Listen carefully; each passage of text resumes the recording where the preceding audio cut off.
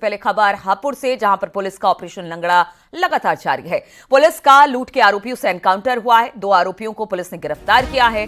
आरोपियों के कब्जे से लूटी गई बोलेरो पिकअप और अवैध असलाहा बरामद किया गया है। बहादुरगढ़ थाना पुलिस ने गिरफ्तारी की है। गिरफ्तारी के बाद आरोपी हाथ जोड़कर अपराध न करने की कसम खाता हुआ नजर आया। मैं आगे से कभी ऐसी गलती नहीं करूंगा। सर बहुत बड़ी गलती हुई है सर, मैंने कुछ लोगों के साथ फंस गया। मैं सर कभी मैंने ऐसे काम नहीं करे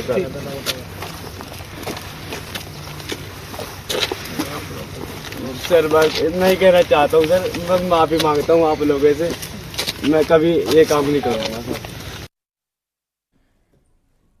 प्रतापगढ़ में चेकिंग के दौरान पुलिस और बदमाश के बीच मुठभेड़ हो गई। मुठभेड़ में एक बदमाश के पैर में गोली लग गई, जिसे अस्पताल में एडमिट करा दिया गया। इस दौरान पुलिस ने 2 बदमाशों को अरेस्ट किया। बताया जा रहा है कि दोनों आरोपी शमीम हत्याकांड में फरार चल रहे थे। पूरा मामला मंधाता थाना क्षेत्र का बताया जा रहा है।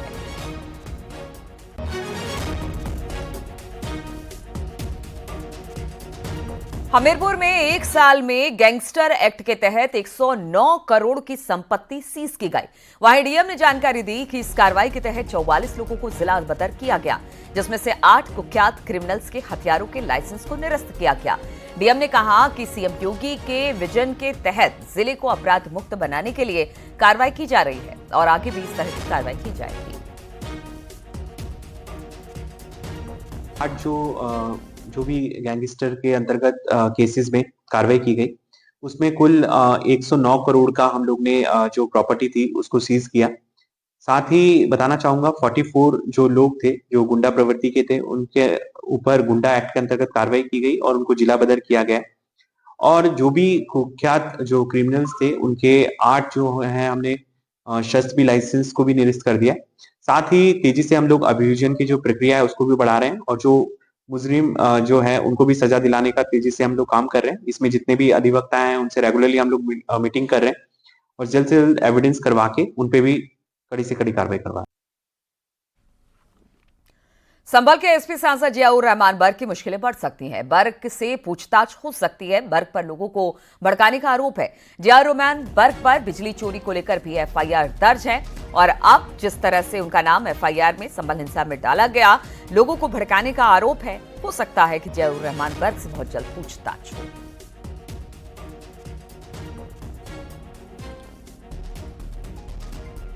और कानपुर में जज दंपत्ति की कार पर हमला हुआ है। कार का शीशा तोड़कर 4 लड़कों पर गाली गलौज का आरोप लगा। घटना स्वरूप नगर क्षेत्र की है। बताया जा रहा है कि गाड़ी पार करने को लेकर विवाद हुआ, गाली गलौज तक ये पहुंच गया। पुलिस ने चारों लड़कों को गिरफ्तार कर लिया। आरोपी पुलिस के सामने भी आरोपी गाली गलौज करता हुआ पकड़ा गया। जज दंपत्ति गोरखपुर कोर्ट में इस वक्त तैनात। तो पुलिस के सामने ही आरोपी गालियां देता हुआ भी दिखाई दिया। जज दंपत्ति बताया जा रहा है कि उनकी कार का शीशा तोड़ा गया, उसके बाद गालियां देने लग गया। हालांकि तब तक वहां पर पुलिस पहुंची, लेकिन इसके बावजूद भी ये युवक रुका नहीं और इसी तरह से गालियां देता रहा।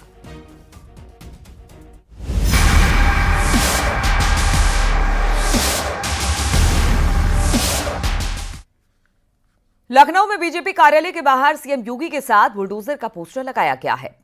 इसमें बुलडोजर को शांति का प्रतीक बताया गया। पोस्टर भाजपा अल्पसंख्यक मोर्चे के नेता शमशी आजाद की ओर से लगाया गया है। बीजेपी कार्यालय के गेट पर नंबर 2 पर लगे पोस्टर पर लिखा है, चरखे से क्रांति आई, बुलडोजर से आई शांति, बदलता उत्तर प्रदेश, बढ़ता भारत। प्रदेशवासियों को नववर्ष 2025 की हार्दिक शुभकामनाएं। देखिए, आप टीवी स्क्रीन पर देख भी पा रहे होंगे किस तरह से योगी के बुलडोजर को दिखाया गया और फिर एक स्लोगन भी लिखा गया।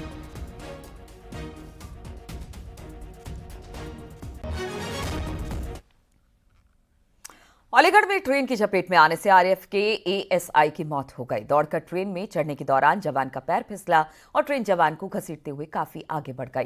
इस हादसे में उसकी मौके पर ही मौत हो गई। आरएएफ के एएसआई का ट्रेन में दौड़कर चढ़ने के दौरान पैर फिसलकर गिरने का सीसीटीवी फुटेज भी सामने आया है।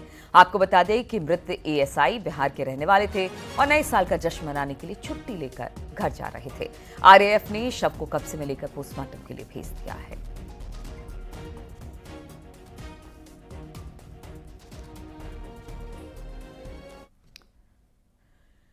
बांदा में हत्या के मामले में पुलिस ने एक शख्स को गिरफ्तार कर लिया। शख्स पर अपने ससुर की हत्या करने का आरोप है। बताया जा रहा है कि दामाद ने ससुर को लात घूंसों से इतना पीटा कि इलाज के दौरान ससुर की मौत हो गई। इसके बाद परिवार में कोहराम मच गया।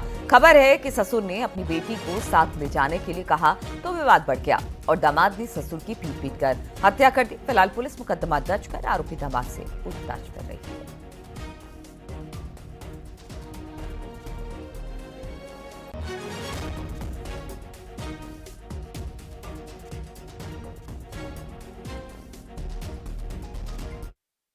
बांदा थाना विशंडा ग्राम बरौली में सिधुआ पुत्र रामपाल, इनकी उम्र करीब 50 वर्ष होगी और इनके दामाद से जो है मारपीट हुई। दामाद ने इनके साथ मारपीट की जिसमें इनको चोटें आई। जिला अस्पताल ले जाया गया जहां पर इनकी मृत्यु हो गई है।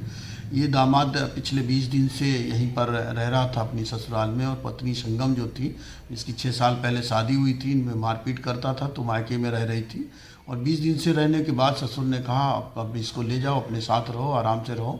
इसी बात में वाद विवाद हुआ। इसने ससुर के साथ मार पिटाई करी जिससे उनको चोटें आई और उनकी मृत्यु हुई है। इसको दामाद शैलेंद्र को गिरफ्तार किया गया है और इसमें अग्रिम विधिक कार्रवाई की जा रही है। शाहजहांपुर में रोड कंस्ट्रक्शन कंपनी के एमडी पर महिला सीए ने गंभीर आरोप लगाए हैं। महिला सीए ने बताया कि एमडी ने उसे अश्लील वीडियो और अभद्र मैसेजेस भेजे। इसके अलावा होटल में बुलाने और अश्लील हरकत का भी आरोप लगाया। इतना ही नहीं, शिकायत करने पर उसे धमकाया गया, जबरन इस्तीफा देने का दबाव बनाया गया। आरसीएल कंपनी के मैनेजिंग डायरेक्टर मनोज यादव और उनके बेटे के खिलाफ छेड़छाड़ समेत गंभीर धाराओं में मुकदमा दर्ज कर लिया गया है। कांड थाने के मुकदमा दर्ज होने के बाद से दोनों आरोपी फरार हैं। पीड़िता का आरोप है कि अब आरोपी मुकदमा वापस लेने की धमकी दे रहे हैं। शाहजहांपुर में एक कंपनी है राज कॉर्पोरेशन लिमिटेड, एक बड़ी कंस्ट्रक्शन कंपनी है जो कि नेशनल हाईवे और स्टेट हाईवे का निर्माण करती है। उसके एमडी श्री मनोज यादव के ऊपर उसी संस्था में कार्यरत एक सीए द्वारा आरोप लगाया गया। उनके द्वारा बताया गया है इन्हें जो कार्य के दौरान जो मनोज यादव द्वारा इन्हें समय समय पर अश्लील वीडियो भेजना, मैसेज भेजना, फोन वीडियो भेजना करके परेशान किया गया और कई बार इन्हें होटल पर बुलाने के लिए मजबूर किया गया। उसके द्वारा मना किया गया, इनके द्वारा कई तरह से उसे प्रलोभन दिया गया, दबाव बनाया गया। उसके बाद एक दिन इन्हें कार्यालय बुलाकर उसके साथ जो है टच किया गया, बैड टच किया जाना बताया गया। उसकी तहरीर प्राप्त हुई जिसकी पुलिस द्वारा जांच की। प्रथम दृष्टया आरोप सही पाए जाने पर पुलिस द्वारा अभियोग पंजीकृत कराया गया है और पुलिस द्वारा विवेचना गंभीरता के दृष्टिगत जो है थाना अध्यक्ष कांट हुई विवेचना करने हेतु निर्देशित किया गया है। अब अग्रिम विवेचना की जा रही है, कदमसार विधिक कार्रवाई की जाएगी। हाथरस में टीचर और स्टूडेंट्स के रिश्ते को तार तार कर देने वाला एक मामला सामने आया। एक टीचर पर स्कूल की छात्राओं से छेड़छाड़ करने का आरोप लगा। छात्राओं ने इस बात की शिकायत स्कूल के कंप्लेंट बॉक्स में पर्ची डालकर की थी। जिला बेसिक शिक्षा अधिकारी ने आरोपी टीचर को निलंबित कर दिया है। शिकायत करने वाली चारों छात्राएं क्लास 6 और क्लास 8 की बताई जा रही हैं। मामला हाथरस जंक्शन कोतवाली क्षेत्र के कंपोजिट स्कूल का है। खाने करे कौन है ये अध्यापक जो है? ये सर पढ़ाने आते हैं बच्चे को, मास्टर है। कहाँ के हैं? ये हाथरस से आते हैं। हाथरस से आते। नाम क्या है टीचर का? अखिलेश। अखिलेश। हाँ। अच्छा, जो उन्होंने आपकी बेटी की और भी बच्चों के साथ छेड़खानी की? जी सर, जब अच्छा। मैंने देखी, जब मैंने करवाई चालू करवाई। अच्छा, कब की बात है ये? घटना कब हुई? ये हो गए 20 दिन की।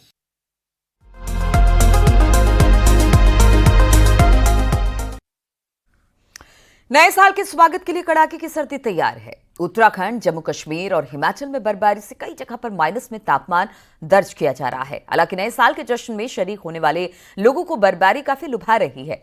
उधर मैदानी इलाकों में मौसम विभाग ने कोहरे और शीतलहर का बड़ा अलर्ट जारी किया है। यानी उत्तर भारत में भीषण सर्दी और कड़ाके की सर्दी के साथ साथ साल 2024 का आखिरी दिन विदाई लेगा और न्यू ईयर इसी के साथ दस्तक देगा। दिल्ली, एनसीआर, उत्तर प्रदेश, बिहार, हरियाणा, पंजाब, राजस्थान समेत कई राज्यों में तेज हवाओं के झोंकों के साथ शीतलहर की एंट्री हो चुकी है। सर्दी के सितम के बीच ही नए साल का इस बार जश्न मनाया जाएगा।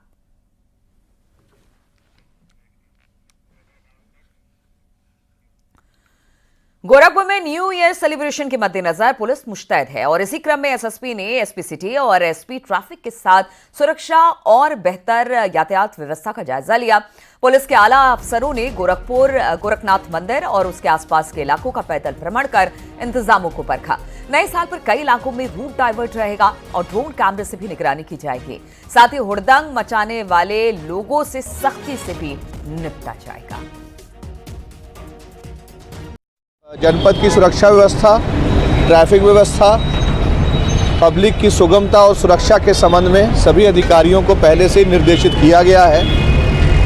हम सब अवगत हैं कि नए साल के उपलक्ष्य में सभी लोग अपने परिवार के साथ, परिवारीजनों के साथ धार्मिक स्थलों का भ्रमण करते हैं, धार्मिक स्थलों पर जाते हैं, कई आयोजन होते हैं। इसके अलावा लोग अपने परिजनों के यहाँ भी जाते हैं। तो सभी लोग सुरक्षित माहौल में सुगमता के साथ और ट्रैफिक की कोई समस्या उनके सामने ना आए, इसके लिए एक व्यापक प्रबंध किए गए हैं, व्यापक योजना बनाई गई है। और कानपुर में नए साल के जश्न की तैयारी के साथ सुरक्षा भी बड़ी कड़ी कर दी गई है। नए साल के मद्देनजर पुलिस ने अलग अलग इलाकों में गश्त किया है और चेकिंग अभियान भी चलाया है। वहीं नवाबगंज थाना क्षेत्र में भारी पुलिस फोर्स, इसके अलावा जो इलाके हैं उन पर गाड़ियों की चेकिंग की है, जिसमें पुलिस को एक शराब की पेटी मिली जिसे पुलिस ने जब्त कर लिया। इस मौके पर पुलिस ने नशे में गाड़ी न चलाने की हिदायत लोगों को दी है।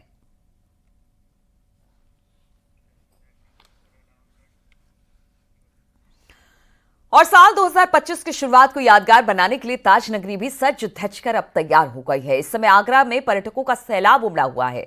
न्यू ईयर यादगार बनाने के लिए होटलों के साथ ही रेस्टोरेंट और रूफटॉप भी तैयारी कर ली गई है। उधर पुलिस ने भी अपनी कमर कस ली है। पुलिस रात भर सड़कों पर मुस्तैद रहेगी और जो भी हुड़दंग मचाएगा उसके खिलाफ कार्रवाई होगी। किसी ने शराब पीकर गाड़ी चलाई तो फिर सख्त कार्रवाई की बात हो रही है। जो है इस वर्ष की आखिरी रात हर बार की तरह तमाम स्थानों पर पूरे आगरा जनपद में सेलिब्रेशन और तमाम सारे कार्यक्रम किए जा रहे हैं और उसको मद्देनजर रखते हुए पूरी जनपद की पुलिस जो है वो मुस्तैद और तैनात रहेगी और अलग अलग पॉइंट्स बना के जो हमारी मुख्य रोड्स हैं उन पे चेकिंग की जाएगी। ध्यान हमारा ये भी रहेगा कि कुछ नवयुवक नशे में तेज रफ्तार से गाड़ी चलाकर एक्सीडेंट कर देते हैं और घायल होते हैं और उनको अप्रिय घटना होती है, उसको रोकने के लिए बैरियर्स लगा के चेकिंग की जाएगी। और आगरा में भी जबरदस्त ठंड का कहर है। गलन से लोगों का बाहर निकलना मुश्किल हो रहा है। ताज नगरी में लोग सर्दी से बचने के लिए गर्म कपड़े और अलाव का सहारा ले रहे हैं। प्रशासन ने भी ठंड से निपटने के लिए जगह जगह पर अलाव के इंतजाम कराए हैं। वहीं पिछले 3 दिनों से बढ़ रही ठंड से लोगों का बुरा हाल है।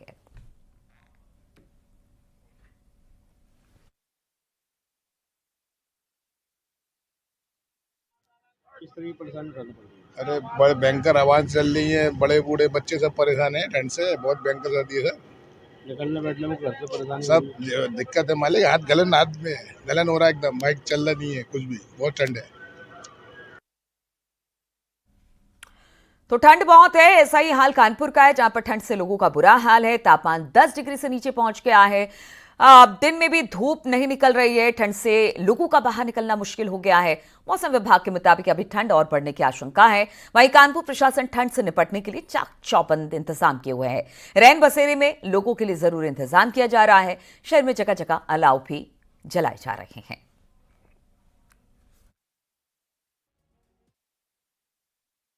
लगातार तापमान में गिरावट आ रही है और ठंड बढ़ती जा रही है और ऐसे में कोल्ड स्ट्रोक भी बढ़ चुका है। इस वक्त न्यूज़ 18 टीम रैन बसेरा में, आप देख सकते हैं कि रैन बसेरा है जो उन लोगों के लिए सहारा है जिनके पास कोई आश्रय नहीं, और नगर निगम और प्रशासनिक अधिकारियों ने इसके पूरा ध्यान रखा हुआ है। इस वक्त न्यूज़ 18 टीम ऐसे ही एक रैन बसेरा में, आप देख सकते हैं कि पुरुष और महिलाओं दोनों के लिए अलग अलग बनाया गया है। ये वार्ड पुरुष लोगों के लिए रखा गया है। देखिए कितना सिस्टमेटिक ढंग से इसको बनाया गया है। इसमें ब्लोअर है, हीटर है, यहाँ तक कि अलमीरा देखिए रखी है।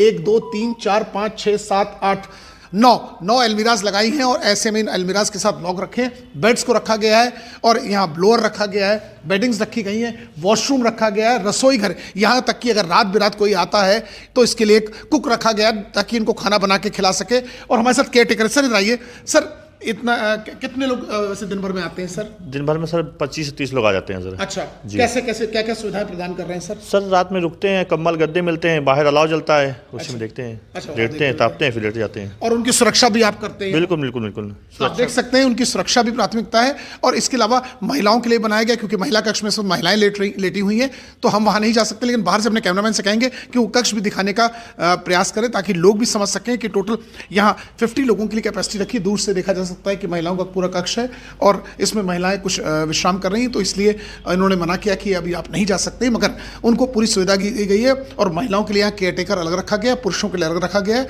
और रात में एक व्यक्ति को बाहर रखा गया है, ताकि यदि कोई रात बेरात आता है तो उसे यहाँ बुला के लिटाया जा सकता है। और यहाँ तक कि इनके खाने तक की व्यवस्था की जा रही है। बिजनेस आशीष पांडे के साथ अमित गंजू, न्यूज़ 18 कानपुर। और आज साल का आखिरी दिन है। इस साल के आखिरी दिन मंदिर में भी भक्तों की भारी भीड़ लगी है। देश के अलग अलग मंदिरों में सुबह से ही श्रद्धालुओं की लंबी लंबी कतारें देखने को मिल रही है। उज्जैन के महाकालेश्वर मंदिर में 2024 की अंतिम भस्म आरती धूमधाम के साथ संपन्न हुई। बाबा महाकाल सुबह 4 बजे जागे। उन्हें गर्म जल पंचामृत अभिषेक के साथ विशेष श्रृंगार से सजाया गया। महानिर्वाणी अखाड़े ने भस्म रमाई। भस्म आरती के दौरान बाबा महाकाल का ऐसा श्रृंगार देख सभी अभिभूत हो गए। श्रद्धालुओं ने इस दौरान जय श्री महाकाल का उद्घोष भी किया। भक्तों की लंबी कतारें सुबह से ही मंदिरों के बाहर लगी है। काफी तादाद में हर उम्र के लोग साल के आखिरी दिन भगवान के दर्शन के लिए पहुंच रहे हैं। दर्शन पूजन और प्रसाद चढ़ाने के बाद बाहर वस्त्र दान कर भी किया गया और जो वहां पर गरीब थे उनको पैसे का भी दान किया गया। यह दिल्ली का हनुमान मंदिर है, महाकाल मंदिर है, मां वैष्णो देवी, वाराणसी का काशी विश्वनाथ, अयोध्या का राम मंदिर, मां कामाख्या असम और मीनाक्षी मंदिर तमिलनाडु, हर जगह आज साल के आखिरी दिन अपने परिजनों के लिए, अपने दोस्तों के लिए, अपने रिश्तेदारों के लिए जो तमाम लोग पहुंच रहे हैं, वो भगवान से यही प्रार्थना करें कि आगे आने वाला साल उनके लिए शुभ हो।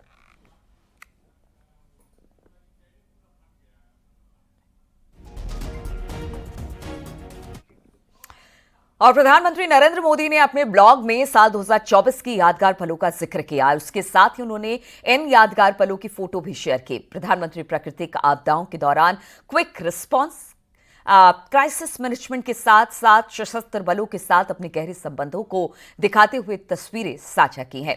अयोध्या में राम लला की प्राण प्रतिष्ठा और पटना साहिब गुरुद्वारे में सेवा की तस्वीरें भी शेयर की। साथ ही G20 समिट, यूक्रेन यात्रा, 2024 के लोकसभा चुनाव प्रचार अभियान, सैनिक के साथ दिवाली और फ्रांस के राष्ट्रपति को UPI के बारे में बताते हुए प्रधानमंत्री मोदी की फोटो शेयर हुई है। तस्वीरों के जरिए प्रधानमंत्री मोदी के लद्दाख दौरे और कन्याकुमारी में विवेकानंद रॉक मेमोरियल में सूर्य नमस्कार के यादगार पलों को फिर से सामने रखा गया है। इसमें गयाना में एक पेड़ मां के नाम का अभियान भी शामिल है।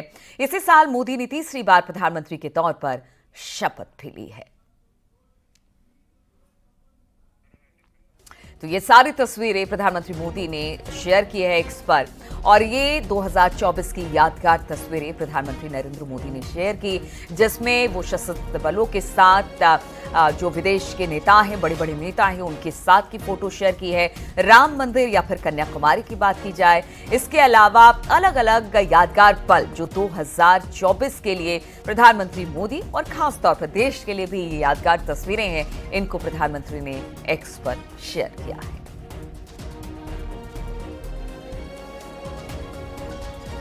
पीएम ने शेयर की यादगार पलों की तस्वीरें, ये हम तस्वीरें भी आपको दिखा रहे हैं। और सबसे बड़ी बात, इसी साल मोदी ने तीसरी बार प्रधानमंत्री के तौर पर शपथ ली है।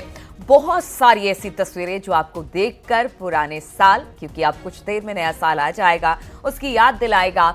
इसमें अगर बात की जाए अयोध्या में राम लला की प्राण प्रतिष्ठा, पटना साहिब गुरुद्वारे में सेवा की तस्वीरें, इसके साथ साथ G20 समिट, यूक्रेन यात्रा, 2024 के लोकसभा चुनाव प्रचार अभियान, सैनिकों के साथ दिवाली, फ्रांस के राष्ट्रपति को UPI के बारे में बताते हुए प्रधानमंत्री मोदी की फोटो शेयर हुई है। तस्वीरों के जरिए प्रधानमंत्री मोदी के लद्दाख दौरे और कन्याकुमारी में विवेकानंद रॉक मेमोरियल में सूर्य नमस्कार की यादगार पलों को फिर से सामने रखा गया है। इसमें गयाना के एक पेड़ मां के नाम का अभियान है। ये देखिए, सूर्य नमस्कार की तस्वीरें भी दिखा रहे हैं। और इसी साल मोदी ने तीसरी बार प्रधानमंत्री के तौर पर शपथ भी ली। तो ये सारी तस्वीरें 2024 की तस्वीरें हैं। ये देखिए पटना साहिब की तस्वीरें जहां पर सेवा करते हुए प्रधानमंत्री दिखाई दे रहे हैं। अलग अलग तस्वीरों के जरिए पूरे 2024 को उन्होंने अपनी नजरों से जिस तरह से देखा वो फोटो के माध्यम से एक्स पर प्रधानमंत्री ने शेयर किया है।